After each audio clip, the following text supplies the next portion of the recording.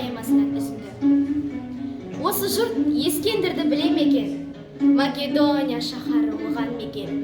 Филипп патша баласы ер көңілді, мақтан сүйгіш қызғаншақ адам екен.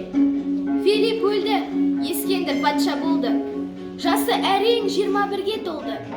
Өз жұрты аз көрініп көршілерге көз алартып қарады, солды. Сұмдықпен ғаскер жиып қаруланды. Жақын жерге жау болды, тұраттанды. Көп елді күтінбеген қырды жойды. Ханды өлтіріп қаласын тартып алды.